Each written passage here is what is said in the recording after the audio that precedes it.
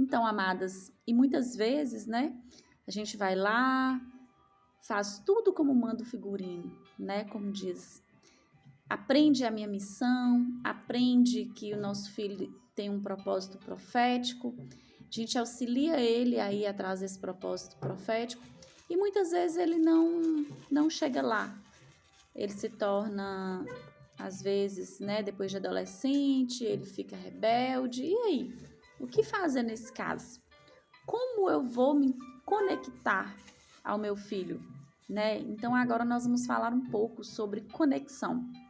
E pegando aqui a própria história que a gente falou, né, sobre como criar filhos, né, quando Manoá pergunta ali pro anjo, e Sansão é um exemplo, né, que o pai dele fez tudo, né, talvez aquele pai que fala, meu Deus, o que aconteceu com meu filho, esse menino cresceu na igreja, fiz tudo certinho e agora, né, ele tá se desviando, mas às vezes é porque o pai não teve ali, né, uma conexão com o filho, né, assim como o caso aqui de Manoá, né.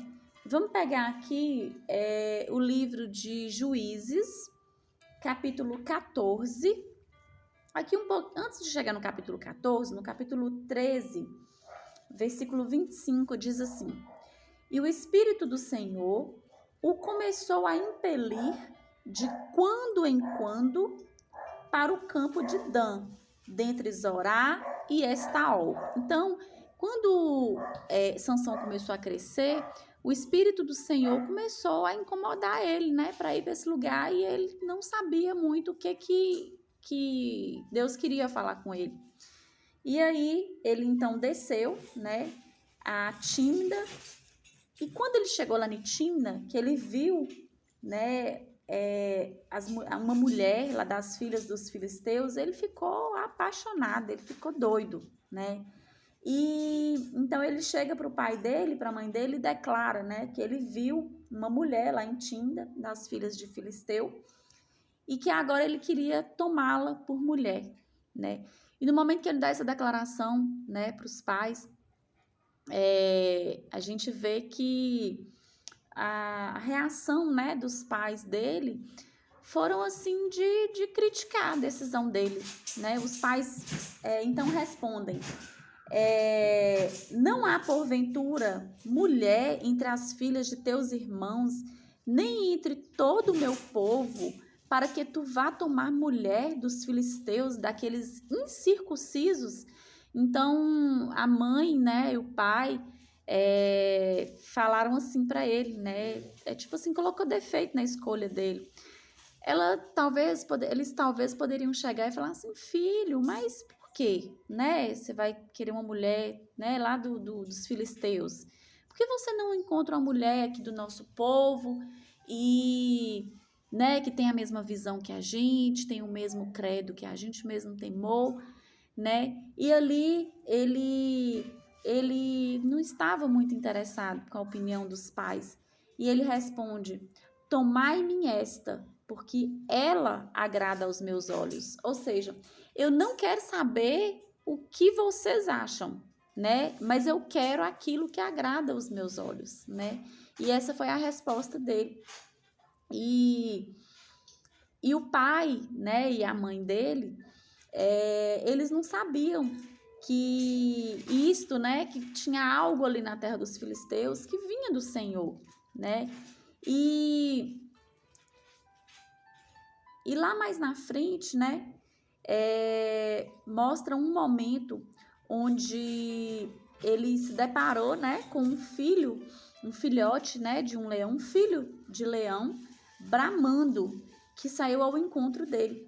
Então, naquele momento, o Espírito Santo se apossou dele e ele ficou, naquele momento foi um momento que ele recebeu, né, toda aquela fortaleza, né, que ele receberia do Senhor, e ele fendeu de alto a baixo um cabrito sem ter nada em sua mão, né?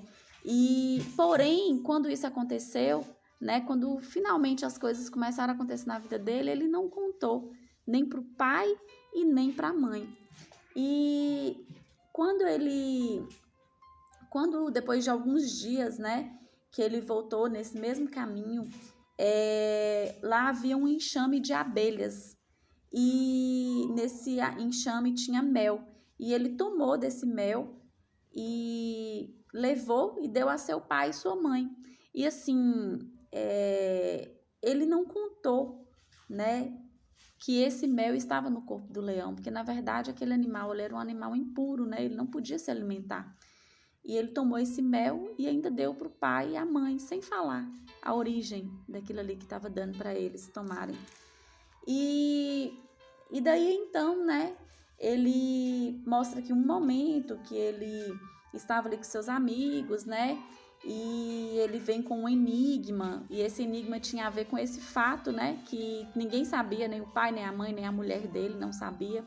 E ele propôs ali tipo um desafio, né, que quem acertasse o enigma, ele ganharia aquele desafio, né. E vou resumir aqui para não ficar muito grande. E naquele momento, né, o pessoal que era da família, que era do povo ali da esposa da mulher dele, chega para ela e convence ela a tentar descobrir esse enigma, né, do marido dela. E aí, lá no versículo 16, fala o seguinte: e a mulher de Sansão chorou diante dele e disse: tão somente me aborreces e não me amas? Pois deixe aos filhos do meu povo um enigma a adivinhar, e ainda mo não declaraste a mim. E ele lhe disse: eis que nem meu pai nem minha mãe o declarei, e tu declararias a ti? Então ela faz aquela cara de show. Mulher, quando quer as coisas, né, ela consegue. E ele, que era fraco emocionalmente, a gente vê em Sansão que ele era uma criança ali que talvez ele tinha de tudo, né? Mas ele tinha ali uma certa carência. Talvez carência de atenção, né? Talvez são aqueles pais que acham que dá tudo pro filho, dá o videogame de última geração, dá o celular de última geração. E esse menino vive sofrendo carências. E ela fala assim: meu Deus, o que esse menino quer da vida? Eu dou tudo para ele, eu faço tudo para ele. Querida, às vezes o tudo que você dá para ele não é o que ele precisa, né? Assim como aqui na vida de Sansão, ele não teve orientações, ele não teve uma conexão com a família, que no momento que ele estivesse passando por essas situações aqui, ele saberia, né? Como, né, lidar com essa situação. E ali conta, né, que ele foi e falou para ela o enigma, ela contou para ele perdeu o desafio, né, e depois ele foi. Então, nesse momento, né, que eles descobriram o desafio e o prêmio eram 30 vestes, ele ficou tão irado, ele ficou tão nervoso, porque ele não estava acostumado em perder. Lá na casa dele, talvez ele não sabia o que a palavra não significa, né? Assim como muitas crianças de hoje em dia, eles não sabem o significado de um não. E ele não se contentou em perder, e ele ficou irado, e o Espírito do Senhor tão possessamente se apossou dele, lá no versículo 19, que ele desceu aos asquilonitas e matou deles 30 homens e tomou as suas vestes e deu as mudas de vestes ao que declararam o enigma.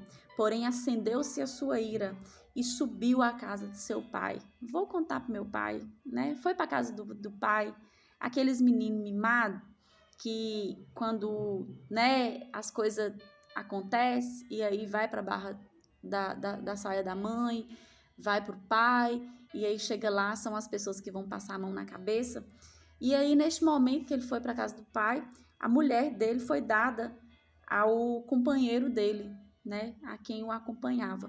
E mais lá na frente, né, a gente vai perceber que quando o Sansão volta, né, e descobre que a mulher dele já não era mais a mulher dele, que ela já estava, né, ali com o pai dela, já tinha dado ela para o companheiro, ele ficou muito nervoso com aquilo, e ele foi se vingar, né, e lá no capítulo 15, no versículo 5, Fala, e chegou o fogo aos tições e largou-as na seara dos filisteus, e assim abrasou os molhos com a sega do trigo e as vinhas com os olivais. Então disseram os filisteus, quem fez isto? E disseram, Sansão, o genro de Timnita,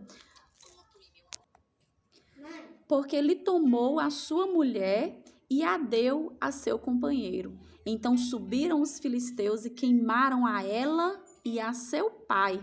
Então lhe disse Sansão, assim o haveis de fazer? Pois, havendo-me vingado eu de vós, então cessarei.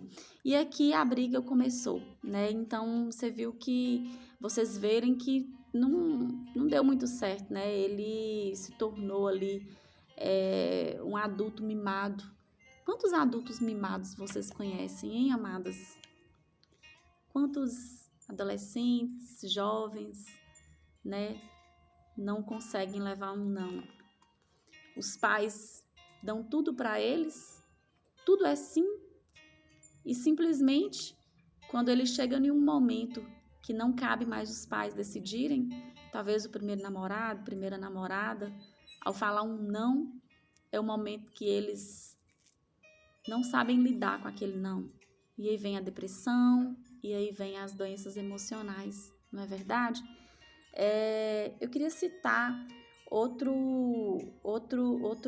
pessoa aqui na Bíblia que também, pelo que a gente vê, não teve essa conexão com os pais. Que é lá na história do filho pródigo.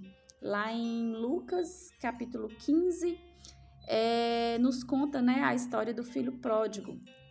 E a gente vê, né, que no momento que aqueles filhos não tinham uma conexão, né, talvez foi por isso que aquele filho quis sair de casa. Talvez foi por isso que ele achava que qualquer outro lugar era melhor do que a casa dele.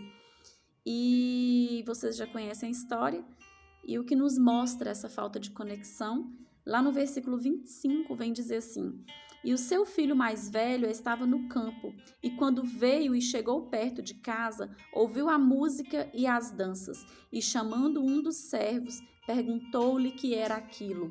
E ele lhe disse, veio teu irmão e teu pai matou o bezerro cevado, porque o recebeu são e salvo. E ele lhe disse, veio teu irmão e teu pai matou o bezerro cevado. Mas ele se indignou, desculpa, eu repeti aqui, mas ele se indignou e não queria entrar. E saindo o pai, instava com ele. Mas respondendo ele, disse ao pai, eis que te sirvo há tantos anos, sem nunca transgredir o teu mandamento, e nunca me deste um cabrito para alegrar-me com os meus amigos. Vindo, porém, este seu filho, que desperdiçou a tua fazenda com os meretrizes, mataste-lhe o bezerro cevado. Então, e ele lhe disse, filho, tu sempre estás comigo e todas as minhas coisas são tuas. Muitas vezes, né, é o que a gente fala com os nossos filhos. Filho, o que é meu é seu, né? Mas talvez nós não estamos criando sucessores, nós estamos criando apenas herdeiros, né? Às vezes a gente vira para o nosso filho e fala, filho, eu te amo, você é muito importante para mim. Mas às vezes aquilo o filho só vê da boca para fora, o filho não consegue entender aquilo de dentro, sabe? Ele não consegue sentir que ele realmente seja amado, né? E aqui ele reclama, né, que ele nunca recebeu um cabrito para alegrar com os meus amigos, ou seja, o Senhor nunca se importou comigo. O Senhor nunca, talvez aqui tem muitas mães que não sabem nem se perguntar quem são os 3 primeiros melhores amigos do filho, talvez não sabem falar, não é verdade? E nessa noite o Senhor, Ele quer nos curar, nos restaurar, Ele quer nos falar. Aqui eu citei 2 famílias que não deram certo, mas aquela família que nós começamos a falar lá do início, é que nós temos que levar como base. Naquela família, na família de Jesus, a gente vê que não era assim. A gente vê que era uma família, era a família do Salvador, né? E, no entanto, existia uma conexão ali entre eles, né? Existia ali uma preocupação ali com ele, né? E a gente vai vai ter certeza disso, né? Lá nas bodas de Canaã, lá em João 2, versículo 3. E faltando vinho, a mãe de Jesus lhe disse: não tem vinho. Disse-lhe Jesus: mulher, que tenho eu contigo? Ainda não é chegada a minha hora. Só que Maria, ela conhecia Jesus, ela conhecia o filho dela, né? E ela simplesmente disse aos empregados: fazei tudo quanto ele vos disser, né? Então, mesmo ele falando, né, que não era chegada ainda a hora dele, né, e aqui era o Salvador, né, ela simplesmente estava ali para auxiliar e vira para as pessoas e fala: fazei tudo o que ele vos pedir.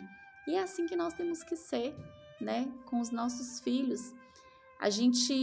Quando a gente sentir ali no coração algo que vai acontecer para eles, que é chegada a hora do primeiro milagre acontecer, nós temos que estar lá, nós temos que colocar o nosso filho a viver aquele propósito. Muitas vezes eles vão ter medo, muitas vezes eles vão estar inseguros, mas nós temos que estar lá e falar: vai, filho, vai que vai dar certo, vai que é sua hora, vai, né? E é preciso também a gente entender um pouco dali dos nossos filhos, porque muitas vezes a gente vai ter filhos, né, que a gente precisa virar para eles e falar: vai, menino, vai fazer isso, menino.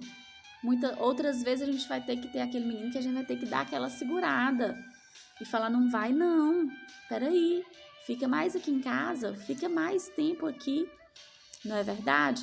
Então, que a gente possa ter essa sensibilidade, que a gente possa buscar no Senhor essa conexão com os nossos filhos, para a gente poder entender esse momento de falar vai e esse momento de falar vem. E para a gente saber essa hora certa, é só passando tempo mesmo com os nossos filhos. Então, assim como a gente tem aprendido, né, aqui no grupo, vamos aproveitar os momentos em família, quando a gente estiver sentado à mesa. E aí, filho, como que você está? Como foi na aula hoje? Quais são os seus sonhos? Quais são os seus planos? Quais são os seus desejos? Vamos nos interessar mais pelo que o nosso filho está sentindo. Eu já falei aqui com vocês que o quanto eu tenho aprendido. Antes eu era aquela mãe, assim, muito exigente, né? E eu era muito dura, muito autoritária. E muitas vezes um filho, às vezes estava fazendo uma coisa, eu falava: menino, não vai fazer isso não. Ó, se você fizer isso tipo assim, cair daí, eu ainda te dou um couro. Ó, e aí, às vezes, a criança fazia, realmente dava errado, né? E vinha ali chorando, querendo colo. E ao invés da gente dar o colo, a gente fala: eu não te falei? Para que você foi fazer isso? Não é? E não, nós temos que ser o colo para nossos filhos. Nós temos que ser aquela pessoa, quando acontecer alguma coisa na vida dele, a primeira pessoa que ele se lembre seja nós. Amém? Nós temos que ser aquela primeira referência na vida de nossos filhos. Glória a Deus. Eu comecei a buscar mais o Senhor e o Senhor foi revelando coisas assim para mim que é só o Senhor mesmo para nos abrir a visão. E aos pouquinhos eu fui mudando como mãe, tenho mudado muito ainda. Hoje eu entendo como é importante a gente fortalecer, né, o emocional dos nossos filhos, fazer com que eles entendam as emoções deles, né? Tantas vezes meu filho chorava e eu falava: engole o choro, não é para chorar não. E hoje eu falo: chora, filho, chora. Eu entendi que a gente não pode privar os nossos filhos de viver as consequências das decisões deles, mas nós temos que guiá-los para tomar decisões certas. E quando eles muitas vezes tomar decisões erradas, Talvez essas decisões erradas é apenas um brinquedo que ele comprou errado. Às vezes a decisão errada é apenas em fazer algo muito simples. Ou então pode ser algo que vai custar, né, uma vida. E a gente precisa estar lá. E nessas mínimas coisas a gente precisa treinar nossos filhos, falar com eles que não tem problema em errar. Todos nós erramos, a mamãe também erra, mas nós temos um ajudador. E esse ajudador é Jesus. É Ele que entregou o sangue dele por todos nós. Então a gente tem que ensinar o caminho para os nossos filhos. E qual é o caminho, amadas? Qual é a verdade? Qual é a luz? Qual é a porta que eles têm que bater? É Jesus. Amém, amadas? Que nessa noite a gente possa olhar para os nossos filhos com mais empatia, nos colocar no lugar deles. E a gente só vai conseguir fazer isso se a gente se conectar a eles, se a gente viver as mesmas coisas que eles. Às vezes os meus filhos querem fazer alguma coisa e eu às vezes é uma malinesa, é uma coisa assim. Só que se você acompanha um pouquinho da vida dele, se você vê os desenhos que ele assiste, se você vê as brincadeiras que ele... Você vai conseguir entender um pouco por que ele quer fazer aquilo, né? Então, até para deixar o filho viver certas situações, você tem que saber um pouco mais sobre ele, o que ele gosta, o que ele não gosta. Tem filhos que fazem as coisas só para agradar a mãe, e a mãe muitas vezes nem sabe o que verdadeiramente agrada o filho, né? Então, que o Senhor nessa noite venha abrir a nossa mente, venha nos ensinar a ser essa mãe que dá colo, essa mãe que fala, vai menino, ou então, vem filho, não é sua vez ainda, mas é a mãe que precisa conhecer, precisa estar próxima. E para fazer isso, a gente precisa de ter tempo de qualidade com os nossos filhos. Muitas pessoas, às vezes, para, né, o trabalho, até tem a intenção de vou parar para ficar na minha casa, vou cuidar dos meus filhos. Mas às vezes vai para dentro de casa, mas não está dentro de casa. Não está com os filhos. Porque o filho às vezes chama para assistir um filme, ela senta no sofá com a bacia de pipoca de um lado e o celular do outro lado. Então o filho olha e vê que ela não está ali assistindo o filme, ela está ali olhando o celular, né? Então que nós sejamos esse exemplo para os nossos filhos, porque nós somos o principal espelho para eles, né? Que nós possamos apresentar para os nossos filhos o verdadeiro amor de Deus, porque nós recebemos um amor tão grande, um amor incondicional, e muitas vezes, para amar os nossos filhos, a gente quer condicionar esse amor. A gente quer amar se merecer. A gente quer entregar algo para eles conforme o merecimento deles. E não é assim que Jesus olha para nós. Vamos olhar para os nossos filhos, amadas, da forma que Jesus olha para nós, da forma que Jesus nos ensina. Jesus não nos falou que a gente não teria medos, aflições. Pelo contrário, ele falou, é assim mesmo, é assim mesmo. Ele nos ensinou também que existem escolhas, e tem escolhas que nos levam à vida e outras escolhas nos levam à morte. E ele torce para a gente escolher as escolhas da vida, não é verdade? Mas se por um momento a gente fraqueja e a gente arrepende, ele está pronto para nos receber. Que nós tenhamos esse coração assim também com os nossos filhos, que a gente possa estar conectados e juntos nos conectar ao Senhor, nos conectar à forma que Ele quer que a gente crie os nossos filhos. Nós muitas vezes estamos acostumados a viver o velho, aquilo que nós aprendemos lá atrás, aquilo que foi passado para nós lá atrás, as velhas leis, o Velho Testamento, aquilo que era olho por olho e dente por dente. Amadas, nós estamos no período da graça. Jesus, ele pisou nessa terra, ele trouxe boas novas. Foi através da graça que nós fomos alcançados, não foi através do merecimento. E é graças às misericórdias deles que nós somos alcançados. Então, por que muitas vezes a gente precisa ser tão duras com os nossos filhos? Vamos olhar para os nossos filhos como Deus olha para nós, porque nós somos, para eles, nós somos a representação de Deus na vida de nossos filhos. Amém? Que as irmãs possam ficar agora com a paz do nosso Senhor Jesus, que excede todo entendimento. Vamos orar? Pai amado, Pai querido, eu te louvo, Pai, por mais esse momento de aprendizado. Eu te entrego, Pai, agora cada mulher que esteve aqui aprendendo conosco, da parte do Senhor, sobre essa palavra que o Senhor me revelou nessa noite. Que o Senhor, meu Deus, possa agora tocar sobre cada coração, que o Senhor venha agora limpar, restaurar, tirar, Pai, tudo que não provém do Senhor. Faça uma limpeza, Senhor, em nossos corações. Visita agora cada casa, cada lar representado por essa mulher que está assistindo agora essa palavra. Que essa palavra possa tocar nessa mulher, que essa palavra possa ser uma semente e que o coração dela esteja com terra fértil para que essa semente brote, multiplique e dê frutos. Assim eu oro, te rendendo graças, em nome de Jesus. Amém. Amém, amadas.